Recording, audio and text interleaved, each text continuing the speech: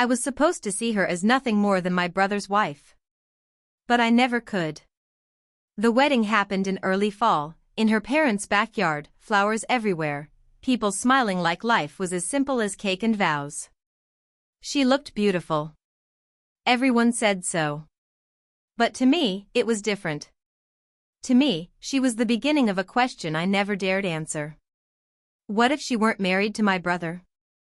Lauren was the kind of woman who moved through the world with quiet confidence, graceful without trying, observant without judging.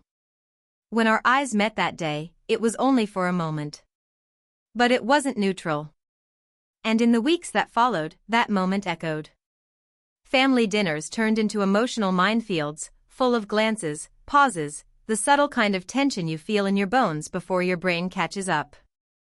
I found myself tuning out of conversations just to hear her laugh. I came over more often, always under some harmless excuse. And her? She never pulled away. But she never stepped closer either. Still, there was something about the way she listened. The way silence seemed to stretch between us like a tightrope. One night, after dinner, my brother went to bed early, half a bottle of beer and a long day behind him. I stayed back to help Lauren clean up. Soft music played in the background.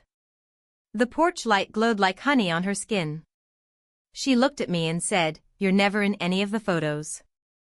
I blinked. "What?" "It's like you don't want to be seen," she said, holding up her phone. "It's easier that way," I replied.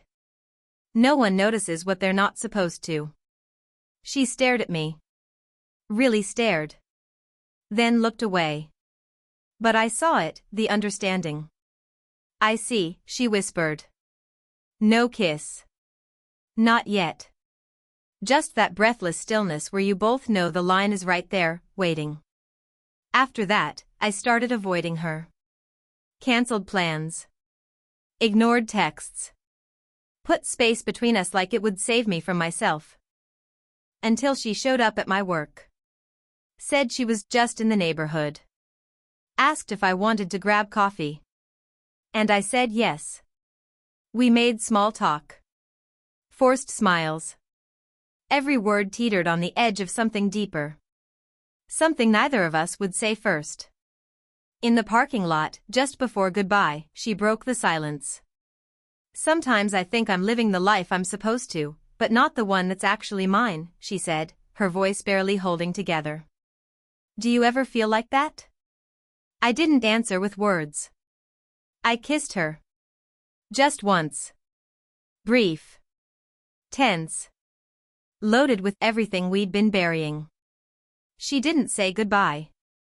She just got in her car and drove away. Now we live in this unspoken space. Somewhere between presence and absence. Between what's right and what's true. Every time someone mentions her name, I swallow the ache and hide the smile. Because no one knows. But I do. And so does she.